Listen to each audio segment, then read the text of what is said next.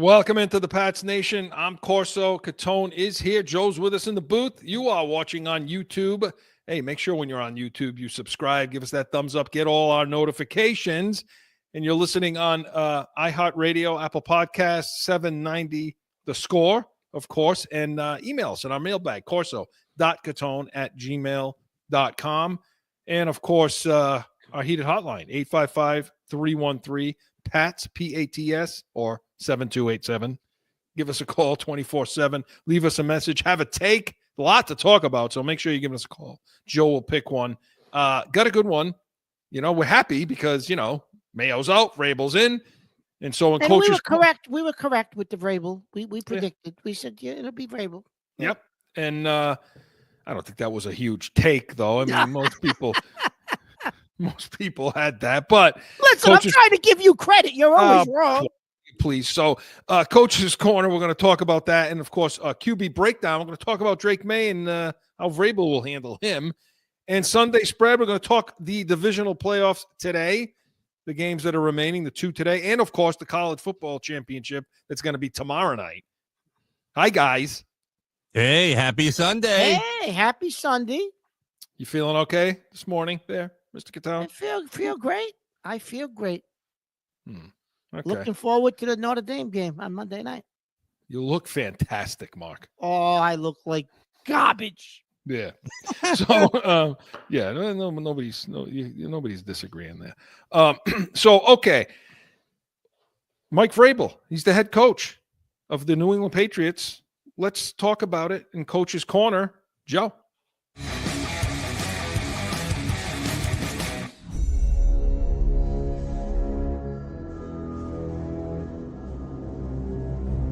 Coach's Corner. Say goodbye to those guys. So yeah, we can't use that wash anymore, Joe.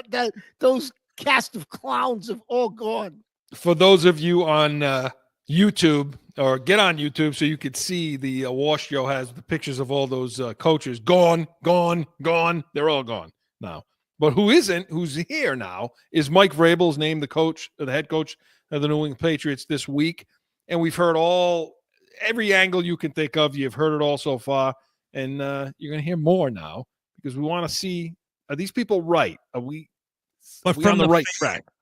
But from the fans. That's right. What do the fans think about this? What do we think about this, right? Right? Yes, of course. Well, yes. What do we think about it, Mark?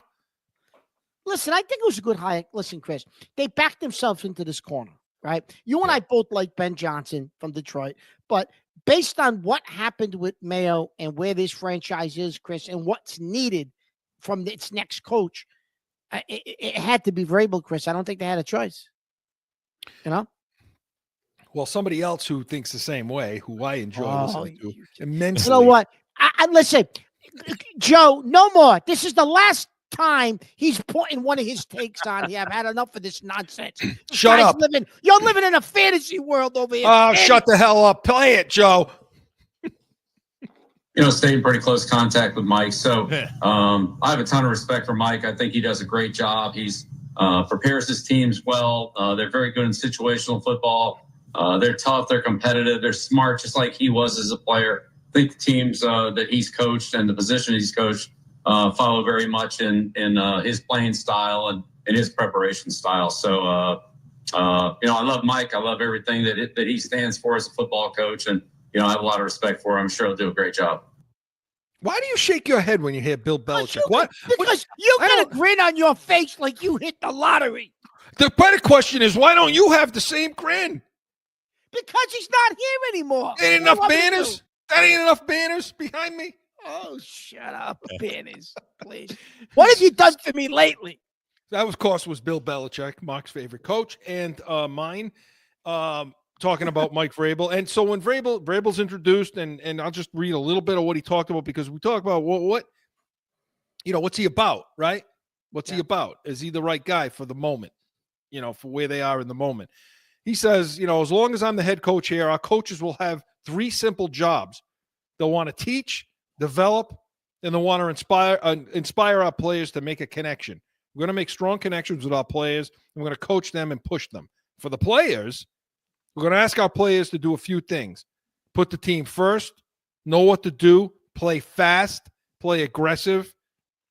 That's the vision for the type of player. Winners come in all shapes and sizes.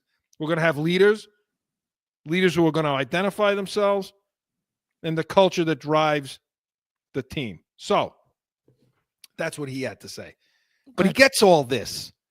He gets all this from, I think, from his playing days here in that group of guys that created the Patriot way. And, you know, one of those guys is Bruschi, is Teddy Bruschi. When Joe's ready, we're going to hear from him too. Chris, But go ahead. All right, go ahead, Joe. Play it. VRABEL isn't going to joke around. VRABEL's going to tighten the screws. In my opinion, there are some people in the front office that need to be told, you don't know what you're doing. There's going to be a change. I'm a little bit surprised. That this happened because, I mean, there are some people upstairs in the organization that want to be heard. And sometimes they're going to have to take a bite of humble pie and understand your opinion doesn't matter on this one because there are people in the building that know more. He comes out, before when he went to Tennessee in the game against Belichick, he was the villain, and he sort of held that persona to me. And then seeing some of these clips this week just proved that, all right, it's not necessarily what he said, because everybody says those sort of things. It's just how he said it. If you look at his moments and then Mayo's moments, complete different guy saying, and you believe him. I believe VRABEL. I didn't believe Mayo then either. You know what I mean? He's got command. He's got command of the room. Joe, that's a real good observation, a good point, Joe. You're right, Chris. He's got command of the room. Absolutely, he does. You know, and Mayo, Chris, nobody thought he had command of the room because all he did during his whole press conference was talking about we're a team, we're going to collaboration, and taking shots at Bill at the podium. Like his press conference was a joke, Mayo's a joke. He was never on the offense. It was always on the defense. It was always backpedaling, always. And this guy will come at you. Yeah, you know, this guy's going to come at you. So is he the right guy for the job? Yeah, for the moment he is for the moment of in time that they're in.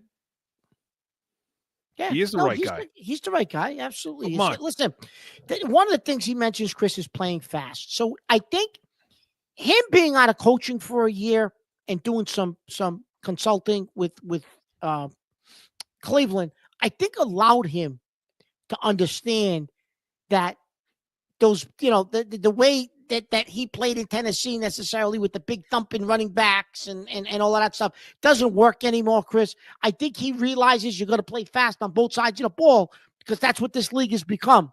Yeah. And so that was refreshing to hear him say that because I think he gets it, Chris. He totally gets it. He's talking about accountability. He's talking about, situational football. He gets it, Chris. Yeah, when you listen to the pressers, and we'll get to some of those, a couple of those later in the show. But when you listen to some of what he's talking about, again, Joe, you're right. His command, his overall command of the room, when he speaks, everybody shuts up. And when Joe mentioned something interesting, he was the villain. Well, I still think he's the villain. And the villain is what you need right now. You need a villain. You need an a-hole. Yeah. Plain and simple. You tried the no silo approach. Speak your mind and all this nonsense. How did that work out? Yeah. Because he's not going to take any of the nonsense. But the thing about my perception of him, okay, is I coach this way too. Look, you could be tough on them. And it's a much more difficult thing to do with professionals than it is with high school, college, or because these guys are professionals. They get paid more than you, and they probably mean more to the team than you. So there's a way to beat the hell out of these guys if they know you love them. Yeah. And sure. That's what it appears to be with this guy. And when you hear everybody speak of him, that's kind of what it's about. He lays it on his sleeve. He says what he thinks. And he did it as a player. He does it as a coach. But everybody around him knows nobody's going to outwork him. Nobody in the room will outwork him. He'll never do anything he'll never ask anything that he's not willing to do himself. And you're always going to know he loves him. He made a comment, Mark, and I want to get your thoughts on this. He made a comment about, look, these guys have lives. They got things that go on outside the building. You and I talked about this off air last week.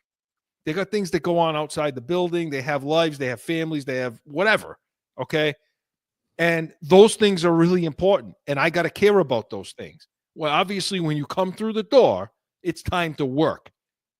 But I'm always going to want to talk to these guys and spend as much time as I can with them to help them outside of the organization. And if they need an extra half an hour that they're supposed to be in a meeting to deal with the problem they're dealing with in the real world, then we'll give it to them as long as we can communicate. What do you think of that? Yeah, you can't ask for anything more than that, Chris. And he even said that communication may not be with me. It could be with a position coach. It could be with somebody else in the locker room. He said, but they need to communicate and be open to talk to people. And yeah, so I think that's big, Chris, that he said that. And he came from a locker room when he was here, Chris, that was filled with, you had Brewski, you had Seymour, you had Rodney Harrison. I mean, you had McGinnis, you had Ty Law, you had the greats of the greats, and there was no locker room like that locker room. And that's what he was with. That's how he came up and learned and understood. This is how you become a champion. Right. The closeness and everything. And so so that that's him as a person, and I think he's what they need for the moment. But he's a smart guy too. He's very intelligent, and you could see it by the way he's handling this Elliott Wolf situation. Yeah. Because Kraft wants Wolf in the room. Well, he's a spy. He needs a spy in the room. Because there was no spy in the room the majority of the time that Belichick was in charge. But what do you make of the Elliott and I have met, Elliott and I talked, Elliott and I. It's like he laid that on a little thick, didn't he? Yeah, he laid that on a little thick, didn't he? Right. So that was a bunch of BS. That was a farce. That was a pure, because a half a day later he brings in his buddy Cowden to work. Ryan Cowden. It was like a half a day later. Yeah, who is his guy? He put, what is his title? The vice president, player personnel. Yeah, he's going to be right under Wolf, but that's a crock, right? That's going to be his go-to guy and the guy that he trusts in that office. He brought him in immediately because he makes comments, doesn't he? And you brought up this comment yesterday on Corso and Catone, the real deal, the England Field, Saturdays, noon Eastern. Stay tuned. Give it a plug. You talked about, as it relates to that, and him saying my team or what was that you were talking about? So he was talking about, me and Elliot, we've had a lot of conversations this weekend, and, I haven't talked to the staff yet. He said, but, I got to get down and talk to the other guys that are part of that staff. He said, and make sure that we're on the same page and we have the same organizational vision.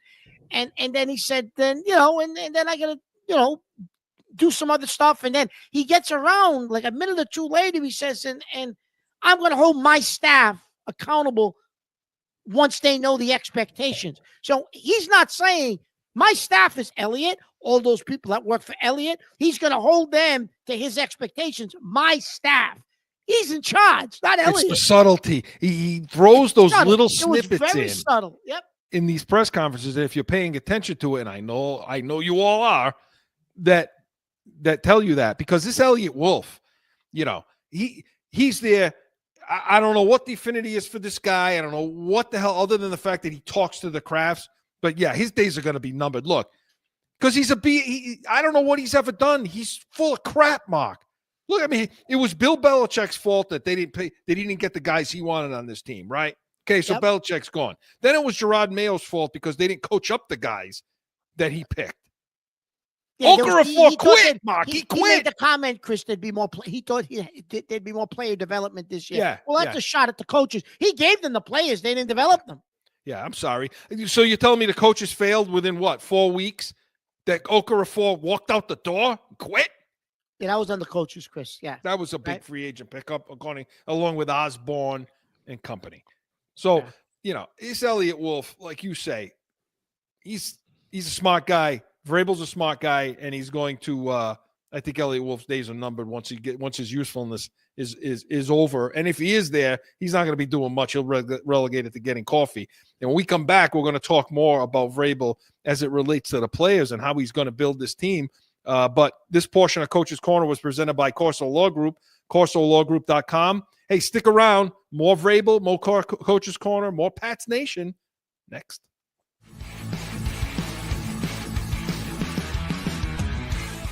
No one ever thinks they will be in need of a criminal or traffic lawyer, but things happen. Corso Law Group is Arizona's leading criminal and traffic law firm.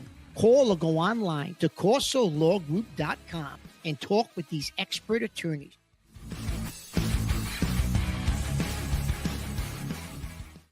Back in with more Pats Nation. Okay, Mark, so continuing on, talking about Vrabel. So now, okay, talking about who he is as a person, how's he get a management, all that crap. Let's talk about the construction of this team now, okay? Particularly the offense, because let's face it, I mean, this, your best player is Drake May. We know the issues they have on offense. So he talks about building the team from the inside out, sort of. Yeah, no, he does. No, well, because Chris, I think he knows that your offensive line is atrocious.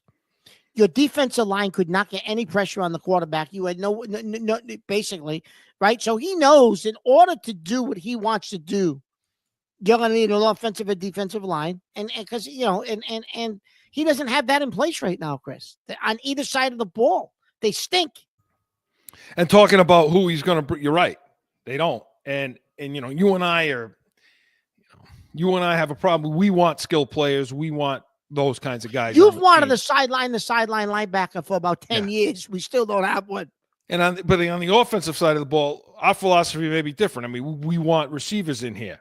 In the coming weeks, we're going to talk about who can we get? Who's a trade? A.J. Brown, guys like that.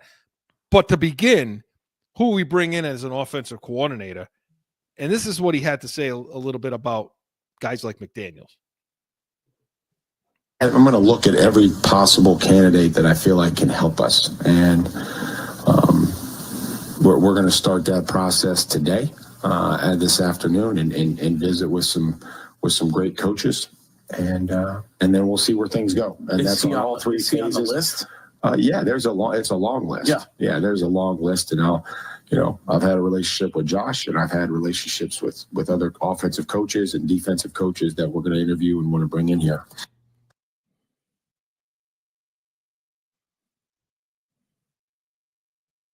So, Mark, they say they're going to take time. He's going to take the time to get the guys in here and those kinds of things. But you and I compiled a list, guys that we like.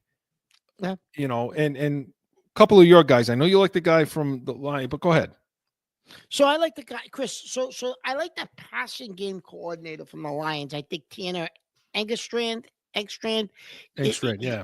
He's worked closely with Ben Johnson in regards to putting in game plans. And yes, I know obviously Ben Johnson calls the plays, but this kid is involved in that. He's young.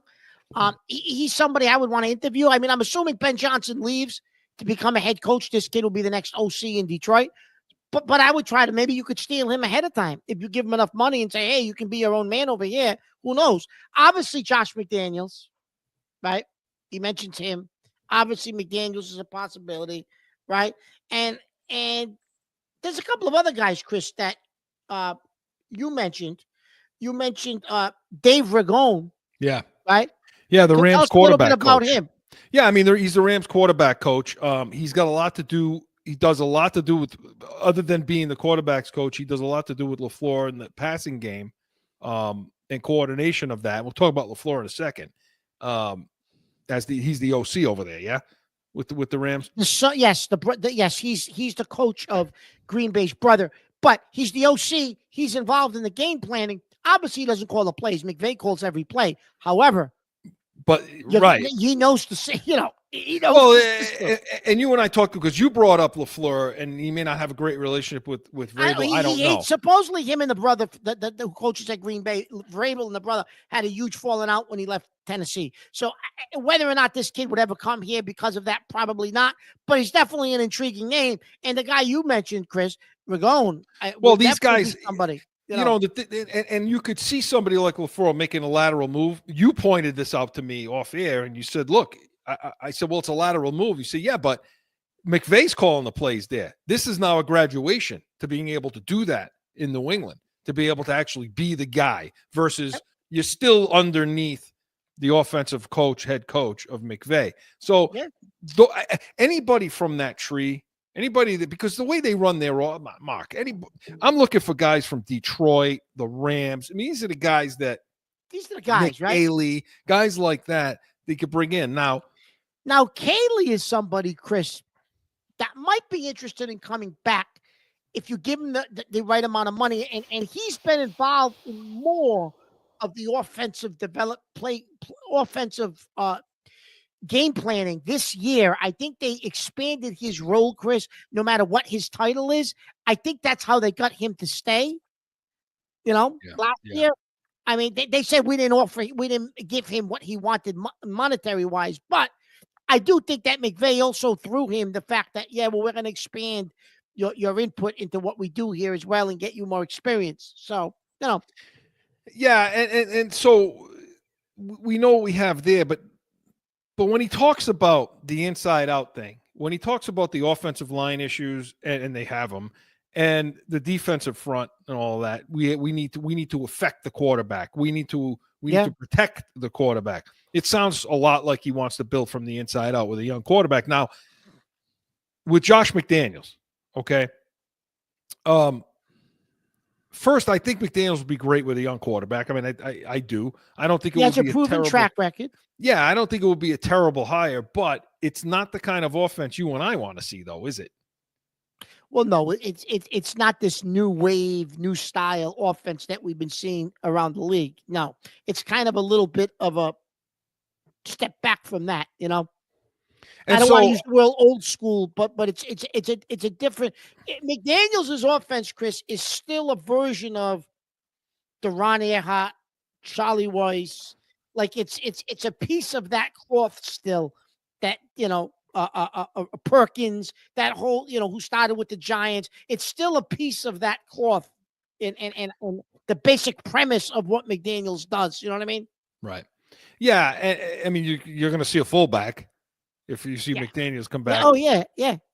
So while people think, well, that's going to be more suited to Vrabel, I mean, and we'll talk about, but he did say, Vrabel did make the comment when asked about, we have this audio clip. I know we're going to play a different one later, but we do have it, throwing versus running.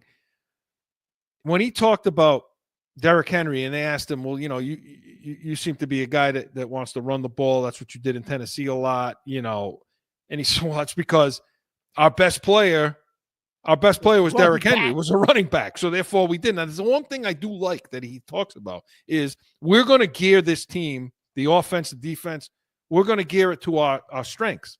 We're going to play to our strengths. We're not going to ask players to do things they can't do. That's Belichickian. Oh, of course it is. And his strength, Chris, on offense is the quarterback. Yeah, absolutely, the quarterback. And then he also talked about that. He said, "Look, we don't have a problem throwing the ball. We'll throw the ball, but the efficiency of how you throw the ball. I like this part. The efficiency with which you throw it. I mean, you got guys that can throw the ball 50 times a game, but it's 22%. The percentage is not good. So you can throw the ball as many times as you want, but your efficiency's got to be there, which means you got to protect the quarterback." Yep. And then, Chris, in that same conversation, they asked him about May, and they asked about his development, and he says, well, one of the things that we got to do is make sure that there's certain things you can't do situationally in certain situations in certain parts of the field. So those are things we got to work with.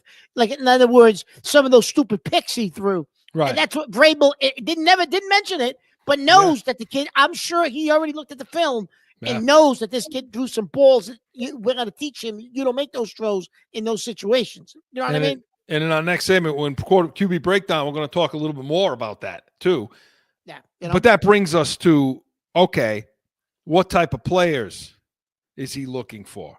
And Fred Warner. Oh God, wouldn't you love? We didn't talk about the defense. Actually, we didn't talk about the coordinator for the defense. But to me, wouldn't you love to get we Robert know who Saleh? we want. Oh my God, Robert Saleh would be a dream, right? He supposedly has a relationship with Belichick. They're friends, but he's become one of the leading candidates, believe it or not, Chris, in Jacksonville to become head coach. So if he doesn't become a head coach in Jacksonville, it's going to come down to San Francisco and us, because San Fran's pushing hard to bring him back. Yeah. But imagine if you could land him, Chris. Oh my God. Well, because he's a guy that like sideline to sideline linebackers. Fred Warner's a free agent, and so you could go pick somebody like that up. So yeah, man. Listen, a dark horse name. You talk about guys get sideline to sideline, and that's what Saleh likes on his defenses. Well, the guy for the Eagles inside linebacker coach Chris has a relationship with VRABEL from when he was at Tennessee with them for a little bit of time, and he was with Houston with him for a little bit of time. And he's got those linebackers with Philadelphia flying all over the field. So he's somebody, Chris, as a dark horse to keep in the back of your mind, this guy, Bobby King.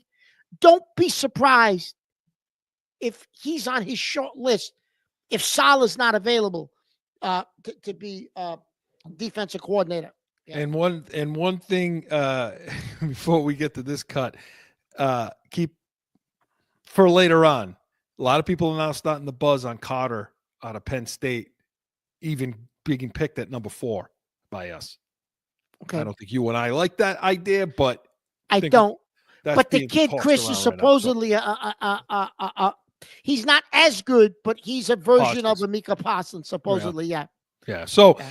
Now, the type of players with the last few minutes we have, okay? He did talk about a couple of things as it relates to players, Joe. We're going to earn the right to be here every day. We're going to remove entitlement from our football team. We're going to get everything that we've earned from the head coach to the position coaches all the way down to the players. Who's he talking to? He's talking to Jalen Polk. He's talking to Baker. He's talking to guys that maybe they extended or re-signed. Guys like Ramondre Stevenson, all those guys, Chris. Entitlement.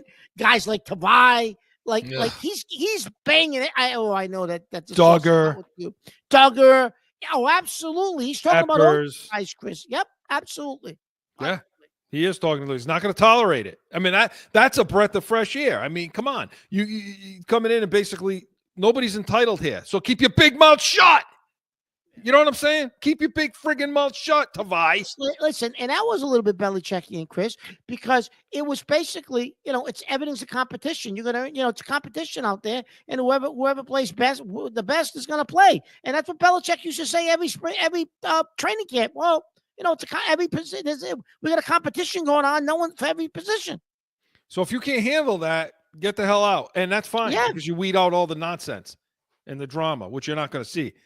Didn't you love what you heard him talk about AJ Brown? First of all, AJ Brown was reading a book on the bench. They won the game too. They won the game. He was reading a book on the bench. By the way, since he did that. That book became a bestseller. Listen, and VRABEL refers to it. He should get royalties for that. He should. VRABEL refers to it as spoken like a lawyer. Royalties, Joe. Royalties. Well, he said it too. VRABEL did. What the hell is wrong with you? Anyway, so getting with VRABEL mentions, he's a great kid. He's learned a lot about how to get into his inner thinking, his inner self, and calm himself and be the best version of himself. So what was that book? His way of not getting ranting and raving and screaming and swearing on the sidelines? That book was to keep him calm, I guess. Well, you see an NFL player reading a book on the sidelines, they're not too happy. Because as long as Saquon Barkley's in Philly, A.J. Brown's not getting the ball. You made it all the way through law school. You never read a book? I don't even know how to read. So You know, especially without these, I don't know. But no, but seriously, I mean, the guy, he's clearly not happy. Vrabel went as far to say, "I love him."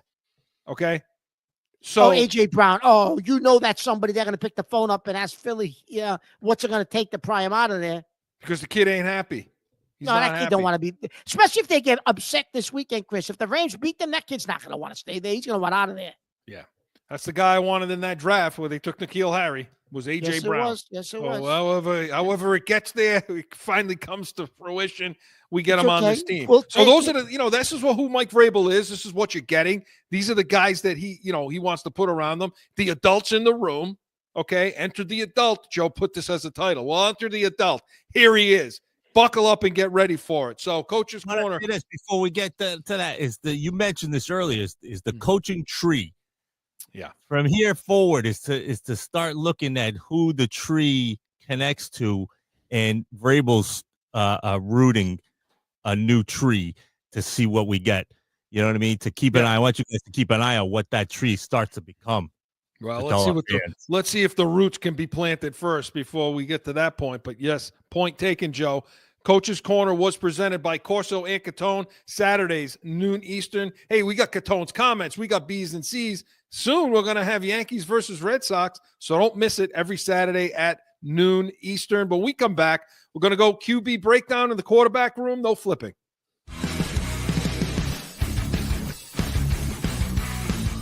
The real deal New England field. What does that mean? We're like you. We're going to bitch about everything. My opinion, our draft, the good, the bad, it was ugly. These people, Mark, drive me freaking insane. Bananas. It's so frustrating and aggravating. I can't take it. The real deal New England field. It's going to be real.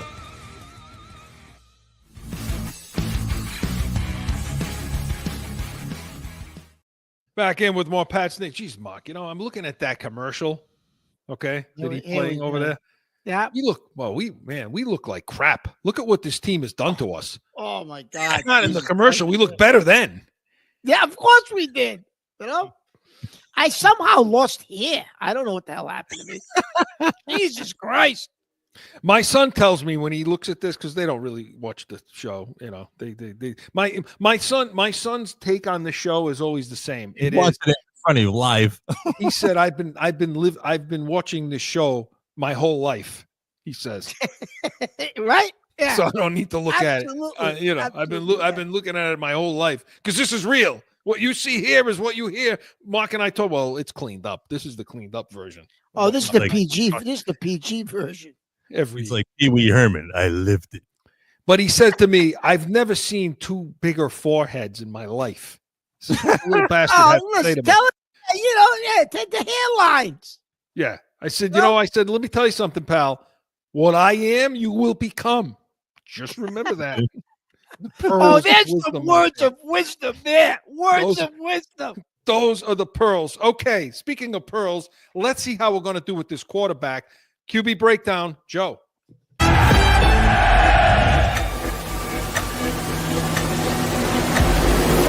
Okay, now.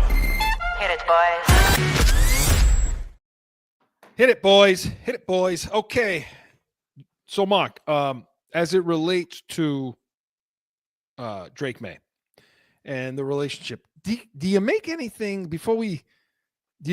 about the fact that May wasn't he took off right after the season ended? He wasn't there. Okay, but he wasn't there for the the exit interview, whatever that is, the day after stuff. And then when Vrabel got announced, he didn't make his way back up here or anything or there. So for Vrabel's announcement, Chris, I mean, I think he's got an excuse. He was getting engaged on a beach in some island somewhere to his girlfriend. So I guess he had an excuse. How many days did that take? Oh, come on. Listen, he's in love. You remember those days. I mean, I tell you what, though, I could do without the nonsense. We all had arranged. They were back in our day. Be quiet. I could do without the nonsense of having like May in that session and asking them the dumb questions. Because, you know what? We also need a change in the reporters and the journalists over there. Start asking some real questions and stupid stuff that they ask. Chris, you know what I mean? Joe's right. I'm going to be honest with you, Chris. At the end of the season, when they cleaned their lockers out with Mayo, if you notice, Chris, the only people that were available to the press were like Andrews. Yeah, the people rehabbing. People rehabbing, maybe a veteran here or there. Like, I think they were told, get your stuff and get out of here. You know, you're going to get bombarded with 1,000 questions. And May probably said, nope, no problem, and get out of there. You know, maybe. I think they were I think they were told that, Chris. I want to be honest with you. Do you think it went up his ass that when Kraft took it on the chin with the Mayo interview, press conference, and he said that, you know, it looks like we got 2 quarterbacks here when he was talking about Milton? Well, that could have. It could have gone up mine. Yeah, that could have. That absolutely could have. Yeah, and I don't know what that comment was about by Kraft. I don't just get keep that. screwing himself more and more. I mean, Milton was playing against practice squad guys, Bob. I mean, Jesus Christ. I could have went and got Chris could have put on his goddamn glasses and probably thrown a touchdown pass against that Damn defense. right. Damn right. T-Rex is coming out of retirement. You know, Jesus Christ. I mean, so yeah, I don't know what that comment was. I mean, lately, Chris, Kraft, he sticks his foot in his mouth. You know, well, you have to hope that you know, Vrabel coming in keeps the Krafts away from the mic. Yeah. And I think it will. I absolutely think it will. You know. So okay. Let's hear from Vrabel on May. Joe. Plan on helping Drake May reach his potential? Yeah, put great people around him. You know, we have to. You know, I would say that my involvement will be as it relates to game management and situational awareness and where we are on the football field and trying to develop him as a leader of the offense. And when a quarterback, you know, when they call the play, like, you want to say, like, everybody's going to believe that it's going to score a touchdown. So, okay, it's a simple answer, but it speaks volumes, doesn't it? Situational football, not making mistakes and throwing interceptions in certain parts of the field. Like, yeah, simple, but you know. So when you have trepidation about bringing Vrabel in, if you could say, well, Tennessee, you know, I think revisionist history, people look back and think more fondly than it really was there, perhaps, and maybe he wasn't as great as everybody's making it out to sound. So, you know, pull your pants up kind of thing. But Mark, if he's going to, there really is something wrong with you. If he's going to play the role of the manager, okay, and he alludes to that there. He talks about game management, you know, situational football, the stuff a head coach should do. It's what you and I discussed then. Put some good people around them then. And that starts with the OC, what we talked about in the last segment, who it should be, those kinds of things. Because with a young quarterback like this, I like his answer is my point. You know, how he's going to deal with Chris. To harp on what you guys were just talking about, Kraft putting his foot in his mouth, he does answer again what I just said about these stupid questions from these journalists. The journalists ask a question in a way like, you still need training wheels for Drake May? And he answers it in a way where he's like, he jumps over that part and says, we're past that. He doesn't need development to be. He's the starting quarterback, and he's going to now get the situational football from me. That's it. That's all he needs. Joe's right. Yeah, he's basically endorsing May in that statement, isn't he? Of course he is. Yeah. Listen, Chris, he knows the kid's got a ton of potential. Listen, is the kid a franchise quarterback yet? Let's cool the. Well, he's our franchise quarterback. No, he is, but he isn't. I know what Chris. you mean. In other words, everyone's anointing him as the next superstar. Let's pump the brakes a little bit. There's going to be a little bit more development. You're going to see a little bit more out of him. He did throw a lot of interceptions, and Vrabel alludes to the fact, Chris, of the situational football and understanding situations, and so he alludes to, in that short snippet we played, exactly what May has to do to go to that next level and become that top 5 quarterback. Yeah, you and I were the only two that I heard, anyway, at the end of the season that in our QB breakdown one of these weeks, I said, I think it's time to start giving May some crap, don't you? Yeah, you did. You absolutely did. Yeah. Because he's throwing interception. Look, there were games where they were in 3 points. They're down in one of the games. I forget who it was, and he throws the pick into the end zone. And I get that he had nobody to throw to. I get that. I understand that the roster sucked. The receivers sucked. I get all that. But you're right, Chris. At some point, throw the ball out of the end zone. Right. So, right? I mean, I like Vrabel's answer because it hits those points, but it also talks about, hey, let's because I mean, listen, Mark, you talk about the coach, you talk about the general man, not the general manager, but you talk about the coach, you talk about the quarterback. Hey, we got a franchise quarterback, all that stuff. Last year they had Bailey Zappi and Mac Jones, and they were still 4-win team.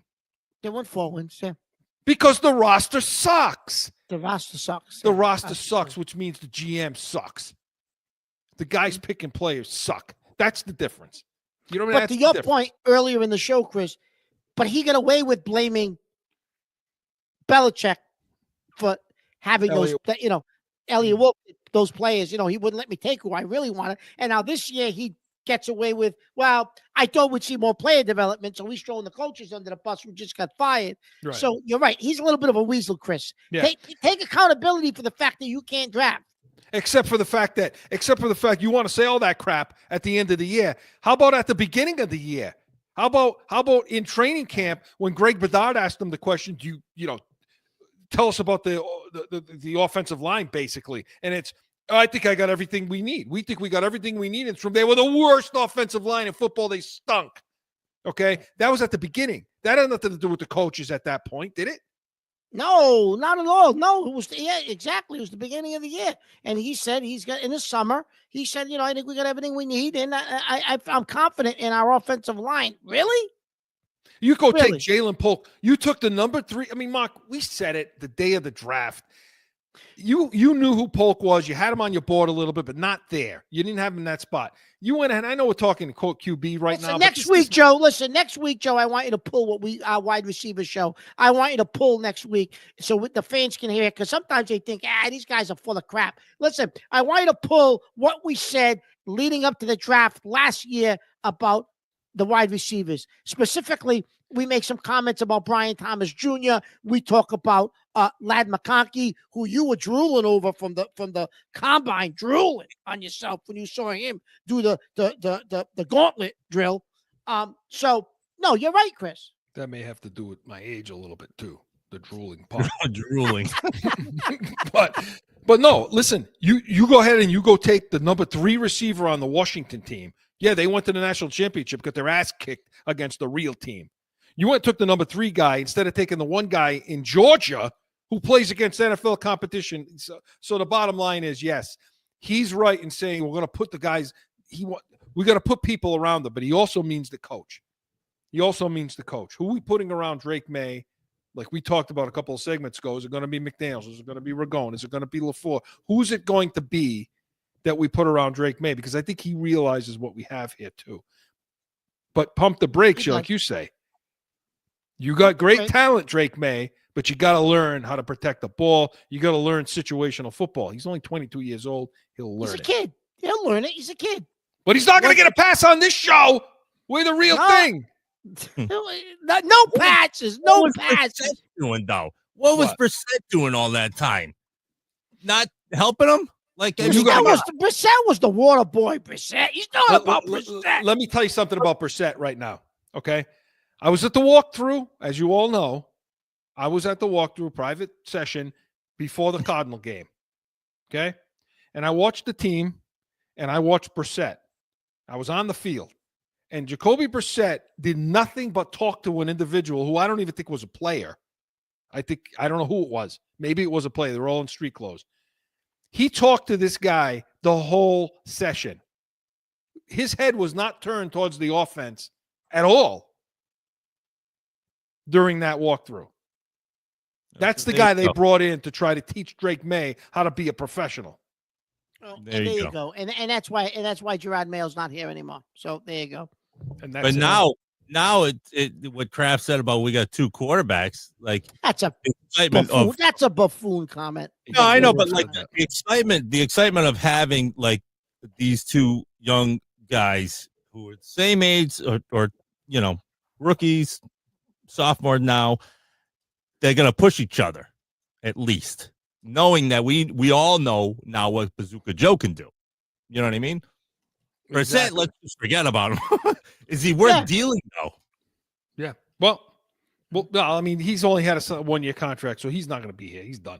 But Brissett. Brissett's gone. Yeah, no, he's gone. Oh, you're talking about Bazooka Joe. Joe was talking about. No, Milton will be here next year. Milton's got, Milton's on a rookie deal, so he'll be here.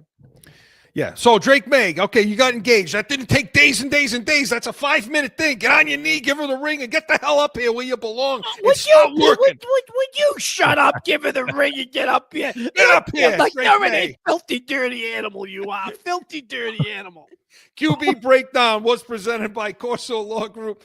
Get up here, Drake May. CorsoLawGroup.com. Hey, when we come back, okay, we're going to try to make money. We're going to do it in Sunday Spread.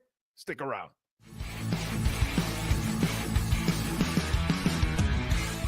No one ever thinks they will be in need of a criminal or traffic lawyer, but things happen. Corso Law Group is Arizona's leading criminal and traffic law firm. Call or go online to CorsoLawGroup.com and talk with these expert attorneys.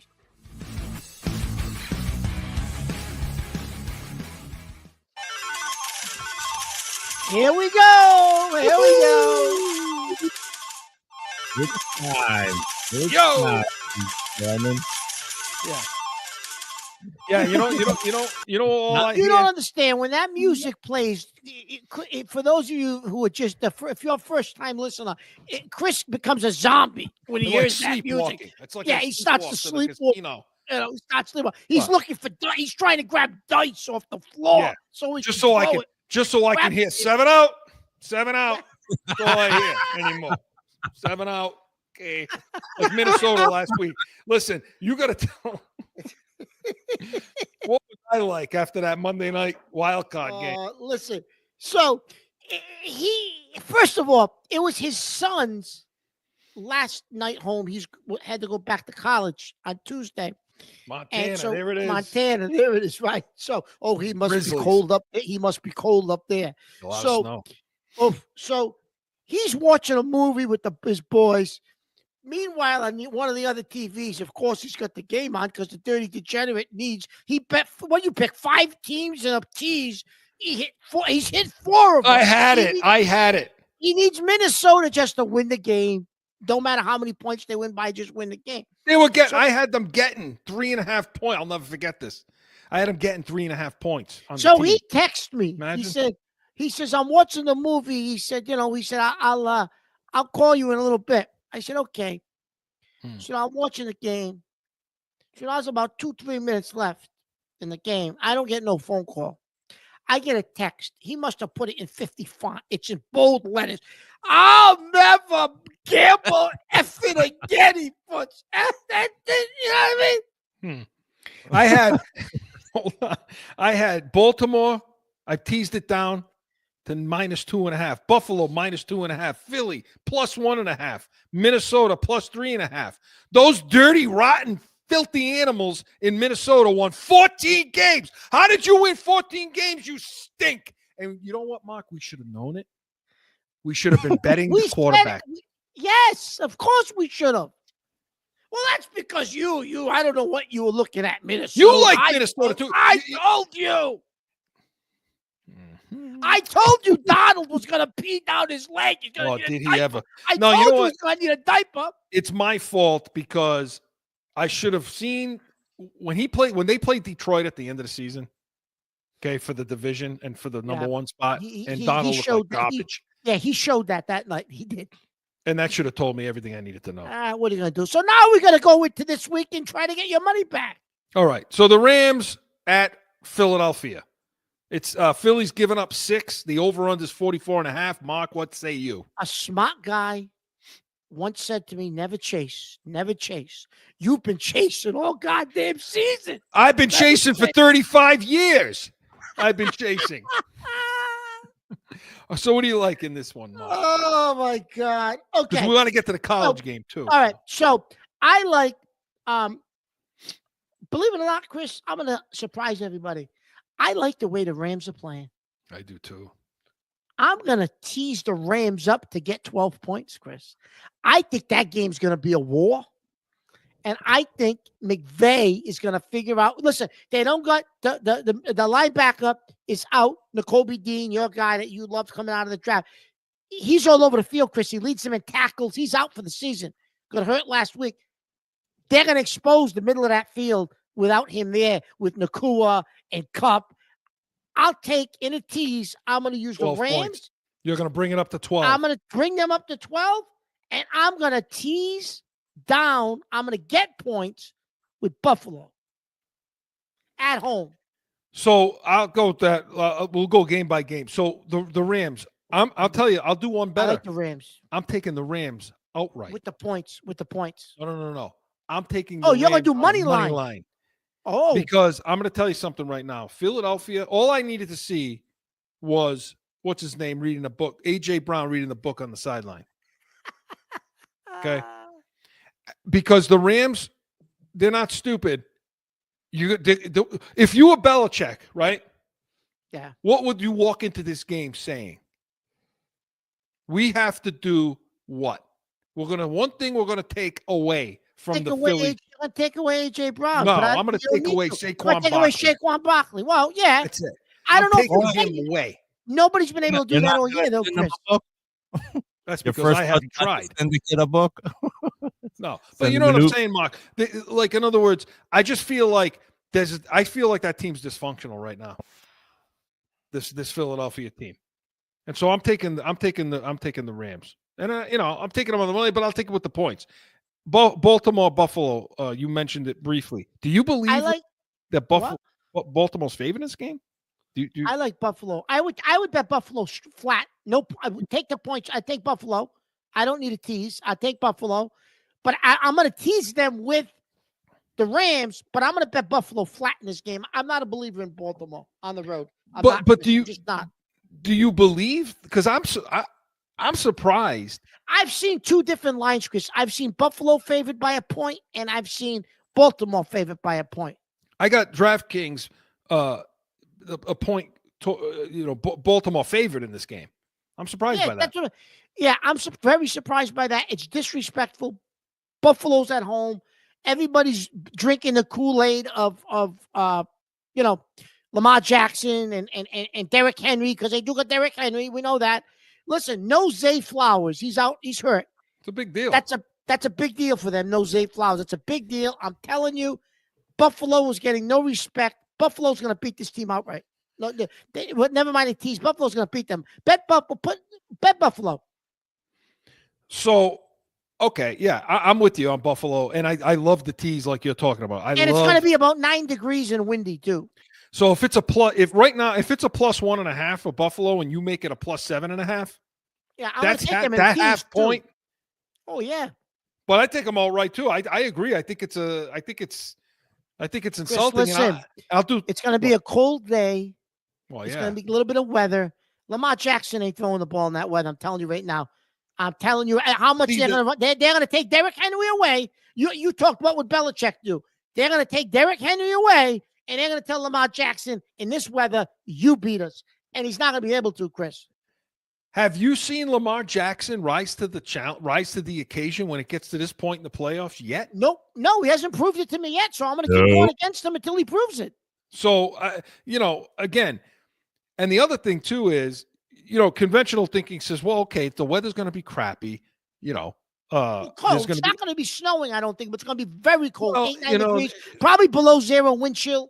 So whoever can run the ball is going to have a better opportunity. But by the way, don't sleep on Cook over there in Buffalo. Oh, absolutely not. Absolutely not. Josh Allen may run for 100 yards. So my point is, if understanding that Derrick Henry's the guy, take him out. You could take him out. You could take a running back out of the game. I don't care who it is. Yeah, you can do it. It can be done. You're right, Chris. You're okay. Right. And so what I also like is the under. I can't believe the over is 51.5. You got teams, okay, especially Baltimore, that's going to have to go on long drives to score. Well, Chris, but that's because Baltimore and Buffalo, they've both been scoring a lot of points, Chris. That's why it's 51.5. But you're right. I would go. I don't like the over in that game either. I'd go under. I'm not touching it. But if you said pick something, I'd pick the under. Yeah, but have you noticed? You say they're scoring a lot of points, but haven't you noticed when? They're gradually getting to that point margin throughout the game. This is not big strike offenses. They're not going to strike down the field. No. So that 51.5 is that's a high number to me. So I'm going Buffalo in the under. That's how I'm picking that game. But I like the tees too. Now, Mark, let's talk about your favorite team and mine, Notre Dame, Fighting Irish in the national championship. So listen, this is the matchup you and I picked. We thought it would be Ohio State. If you go back to the Notre Dame. Beginning of this playoff, we both said Ohio State, Notre Dame. You were hoping for Arizona State for your bet. Well, yeah, but that was a long shot. Plus 4,000. That would have been a $20,000 payout. Nice. Listen though. So, I'm undefeated in the college football playoff in straight up bets. Let me write this down because I need something here. Not teases, straight up bets. I'm undefeated. I haven't lost yet. Picking against the spread, not teasing anything up or down. Yeah, gotcha. So Monday night, Notre Dame, Ohio State. The way you beat Ohio State is you're going to come out of the locker room and you're going to punch him in the face. That's what Michigan does. You punch him in the face, and you're going to get physical and you're going to get dirty. And Texas did a little bit of that on defense, not on the offensive side of the ball. Texas doesn't have that kind of an offense. They can't punish you with a running game. They don't have tight ends. That's not Tennessee's offense. So, but defensively, Tennessee got a little physical with Texas. Got a little physical with them. It kept that game close, Chris, until the fourth quarter. Yeah. And I think Texas is the most overrated team in college football. Because they shouldn't have been there. ASU should have beat them. ASU should have beat them. They positively should have beat them. So I'm going to tell you what. Take the damn points with the Fighting Irish. Take the points. They're going to slap them. They're going to kick them. They're going to bite them. They're going to do everything they're going to do. They're going to play physical football. And Notre Dame is going to win this football game late with a field goal. Because I think the Ohio State coach is the biggest choker in college football. There you go. I agree. Take Notre Dame. Take the points. The only question I have is Love going to be okay? That's an issue. But listen, in a national championship game, you leave your knee on the field. I mean, that's it. Whatever it takes is what this game is. And so, Mark, for me, Jeremiah Smith for Ohio State is the X factor. Notre Dame likes to play man-to-man, Chris. I don't know if you can play that kid man-to-man, though. And I know you like Notre Dame's corners. You can talk more about that. Well, I'll tell you this. I obviously, if Ben Morrison was still there, it would be a lock for me. But I agree. I think there needs to be some bracket coverage on him. But I also think Notre Dame could come out and punch him in the face running the ball. I really do. And I love how the quarterback for ND can move too. Okay? I think he's going to have a lot of yards. You're going to see some wrinkles you haven't seen before. If we can get around our coach, if Notre Dame can get around the coaching a little bit, because sometimes that head coach, pisses down his leg a little bit too. No, so we need to make sure that doesn't happen. But I'm with you. I take Notre Dame. And by the way, I'll tease Notre Dame with the other two, with the Rams and Buffalo, and put them in a 3-team tease and take it that way too, because hey, it's going to be a lot of fun. So ND all the way. I'm with you. Notre Dame, good job. Good stuff, Mark. The Pats Nation was presented by Corso and Catone, 12 to 1 p.m. Eastern every Saturday. We're going to have the breakdown of the college championship of that game, Catone's comments, so much more. And come back to this show next week, 8 a.m. Eastern. Going to have updates on the assistant coaches, NFL playoff breakdowns, and so much more. We are the Pats Nation. Enjoy the games.